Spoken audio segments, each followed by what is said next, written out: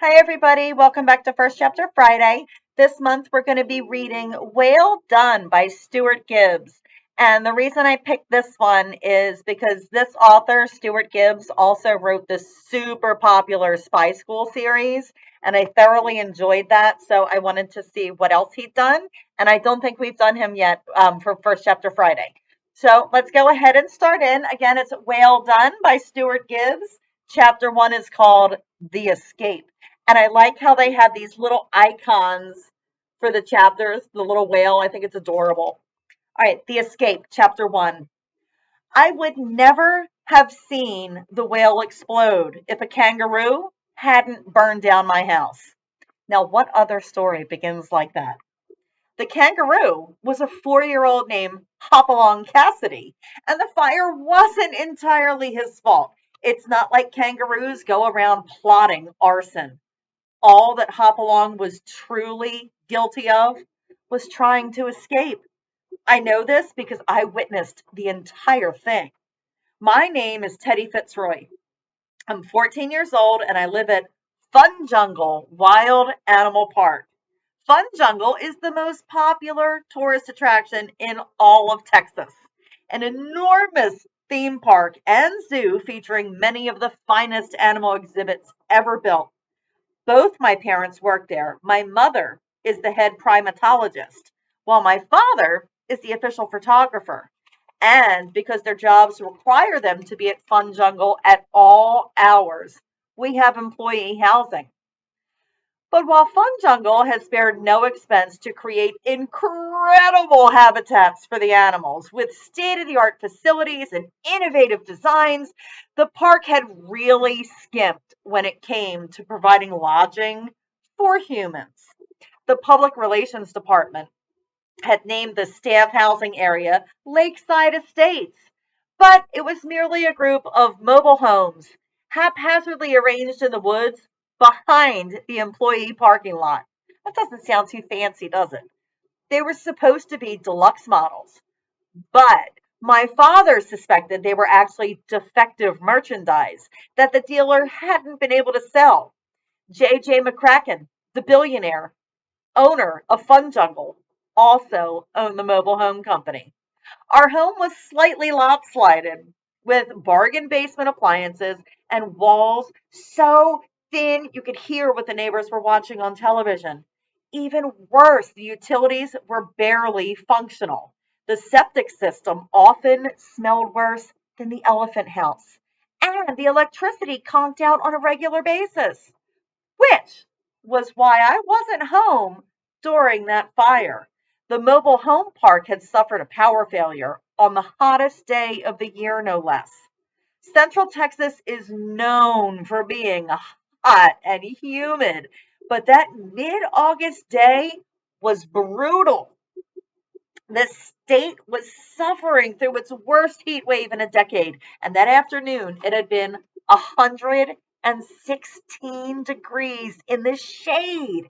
Even animals that lived in deserts, like the camels and fennec foxes, seemed to think that it was too much and refused to go outside.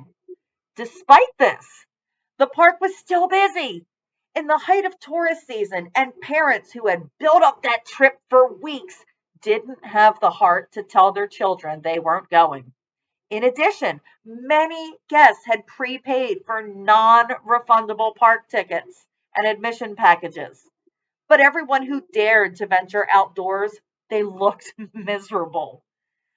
They slouched about in the heat and gulping down overpriced sodas just to stay hydrated and griping that none of the animals were doing anything. The Polar Pavilion, which was refrigerated to Arctic temperatures for the polar bears and the penguins, had a 2-hour line to get inside. I had spent most of the day with my best friend Xavier and my girlfriend Summer, trying to find ways to stay cool.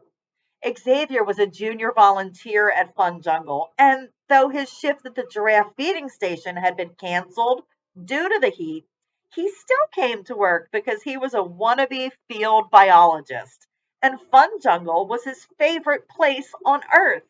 Meanwhile, Summer, who was the daughter of J.J. McCracken. All three of us had befriended many FunJungle employees over the past year, so we were able to finagle our way into the VIP lane for the Raging Rapids ride, which we went on so many times in a row, I lost count. After repeated drenchings, our clothes were so waterlogged we thought we might be able to stay cool enough to ride out the rest of the afternoon in my trailer, even with its anemic air conditioning. Lakeside Estates was located only a short walk from the theme park rides at Fun Jungle. But as we approached my house, the power blew. We could tell just by the sound. Everyone who was home had their air conditioning going full blast. One second, the machines were all humming so loud, it sounded like we were inside an enormous wasp nest. And then suddenly, everything went silent. 2 seconds after that, the profanity began. We could hear everyone through their paper thin walls as they cursed the lousy power system, the cheap air conditioners, and Summer's father, who had skimped on building the place. We happened to be directly outside the trailer of Drew Phyllis, the chief ornithologist. That's a bird study person. When he unleashed an extremely long stream of insults about J.J. McCracken and then made a few shocking suggestions about what J.J. could do with the crummy air conditioners he had bought. It went on for a good 3 minutes. I'm sorry you had to hear that, I said to Summer once it finally ended. She shrugged, unconcerned. I've heard far worse about that. I'm sorry, I've heard far worse than that about Dad. Even though it was getting late in the afternoon, it was still miserably hot. My clothes had already dried out, save for my soggy shoes and damp underwear. Ugh! Evidence of the drought was all around us. The ground was parched, the grass was brown and brittle, and the tiny pond that Fun Jungle Public Relations amusingly referred to as a lake had completely evaporated, leaving only a stretch of dried out mud. Guess the trailer's out of commission, Xavier observed. Where to now? Oh, maybe my dad's office, Summer suggested. I'm sure the administration building still has air conditioning. The whole park has backup generators, except the employee housing, I groused. The administration building was all the way on the other side of Fun Jungle, a 20-minute walk through the heat. Standing around and griping wasn't going to make things any better. So we started back through the desiccated woods toward the Fun Jungle's rear employee entrance. Our route took us through the staff parking lot, a wide stretch of simmering asphalt that felt like the Sahara as we crossed it. Numerous employees were headed home for the day, but their cars were so hot after baking in the sun for hours that no one could get in right away. Instead, most had their vehicles on and were letting them run with the windows open and the air conditioner cranked, waiting for them to cool down. Kevin Wilkes was standing in the shade of his rusted pickup truck, killing time by setting off leftover fireworks from the 4th of July. Kevin was one of the dimmer Fun Jungle employees. He had originally been hired as a security guard, but lost that job after I discovered he'd been unwittingly feeding the giraffes local plants, and they were making them sick. Now, Kevin was demoted to janitorial work in the Fun Jungle Emporium. It was about as far away from the animals as you could get. Probably sounds like a good idea, right?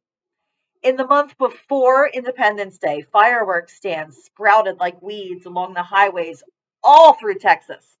Kevin had blown an entire week's pay on several crates, planning to put on an epic fireworks display to impress a woman he liked at his apartment complex. But the complex banned him from doing it, rightfully fearing disaster. They also refused to let him store the fireworks in his apartment. So, as this was a violation of 3 dozen safety codes. So, Kevin had been stuck with several 1,000 low quality fireworks, which he kept in the bed of his pickup truck. Doesn't exactly sound safe, does it? When we came across him, he had just lit a few spinners, which were whirling and sparkling on the asphalt. Hey, he called to us, want to set off some fireworks? You shouldn't be doing that, Summer told him. The woods around here could catch fire in an instant. Kevin frowned, although he appeared more upset that we had rejected his offer than he did about being dressed down by a 15-year-old girl. That's why I'm only setting off the spinners, well, rather than the bottle rockets or fountains. I'm not an idiot, you know. Summer and Xavier both looked at me in a way that said they did not agree with that statement. Even the spinners could cause a fire, I warned Kevin. How? He challenged. The woods are all the way over there, and I'm being super careful, see? He lit a string of poppers and made a show of being vigilant in case of trouble. The poppers were extremely cheap fireworks that were basically just tiny little packets of gunpowder. All they did was make a loud series of bangs. I have to admit, the blasts were relatively small and contained, and probably not capable of reaching the woods in the distance. However, the sudden noise created its own problems. Several keepers who were waiting for their cars to cool down mistook the sound for gunfire. They screamed and dropped to the ground. Hopalong Cassidy was startled by the noise as well. My friends and I had been too distracted by the heat and Kevin's fireworks to notice that a kangaroo was being delivered to the park. Normally, zoos try to time the delivery of an animal for after official hours so there aren't any tourists around. But FunJungle stayed open much later than normal zoos. And while the truck that was delivering Hopalong was air conditioned, the veterinary staff still didn't want to keep an animal locked inside the vehicle on a hot day any longer than they had to. In recent years, zoos across the United States had recognized that kangaroos and their close relatives, the wallabies, were so docile that they could be displayed in a way that most other animals cannot, in large enclosures that visitors could just walk right through. FunJungle had quickly jumped on this bandwagon and was modifying its Australian area to feature an exhibit just like this. The land down under would allow guests to wander a path right through the marsupial habitat. It was scheduled to open in the fall, and in the meantime, FunJungle was trying to acquire every kangaroo and wallaby that it could. Hopalong was a western gray kangaroo who had been born at the Milwaukee Zoo. At 4 years old, he was already mature, 6.5 feet tall and 120 pounds. He had a reputation for being good tempered and comfortable around humans, although the FunJungle staff was still taking every precaution to ensure that nothing went wrong. Hopalong had been delivered in a specifically designed trailer with plenty of room for him to move about during his long drive from Milwaukee. But the truck was too big to drive through the park to the land down under. So Hopalong was being transferred into a crate in a smaller truck in the employee parking lot, which would then take him to the behind the scenes area to his new home. Luring Hopalong from his comfortable air conditioned trailer into the crate out into the heat was a delicate process. In their natural habitat in Australia, wild kangaroos could occasionally face temperatures as hot as it was that day, but Hopalong was used to the milder weather of Wisconsin. The keepers were trying to coax him with little biscuits that had been developed by FunJungle kitchens to appeal to kangaroos. Hopalong had just been edging from the trailer into the crate when the poppers went off. Not only was the kangaroo startled, but its handlers were too. They quickly took cover, leaving the crate unsecured in the back of the truck. It shifted slightly so that it no longer was completely flush with the trailer. Instead, there was a gap of a few inches. Hopalong immediately took advantage of this. A kangaroo's huge hind legs are incredibly strong. The animals can cover 25 feet in a single leap, jump 6 feet vertically, or travel at 35 miles an hour for short bursts. Hopalong wedged one of his enormous feet into the gap and with a quick flex of his leg muscles sent the crate skidding back into the truck. Then he dropped to the ground and bounded off across the parking lot, fleeing for the woods. His route took him directly toward me and my friends.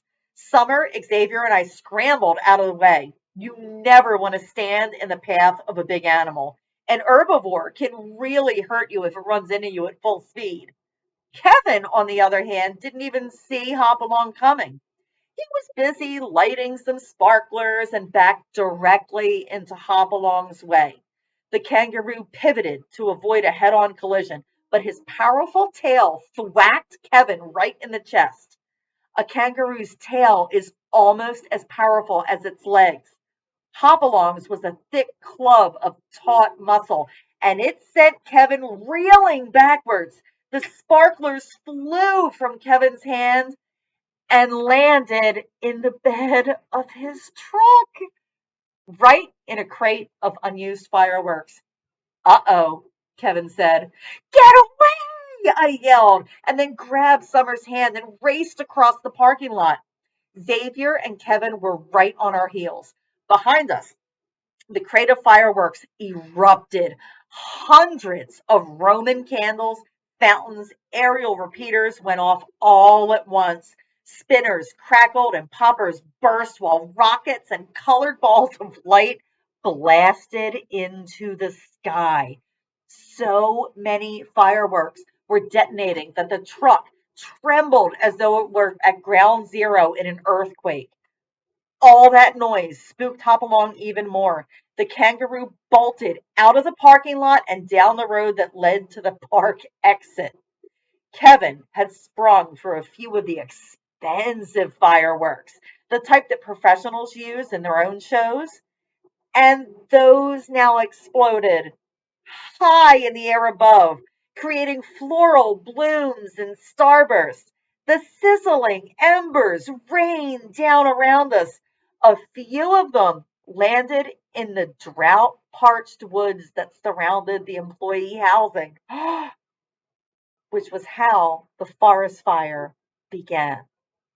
And that is the end of chapter 1 of Well Done by Stuart Gibbs. If you like it, feel free. This is in our catalog. It's only available in print at the current time. So if you want to read it, it's in the catalog. If there's a whole list, feel free to add your name to it. Okay, I'll see you next time. Thanks for hanging with me, everyone. All right, bye.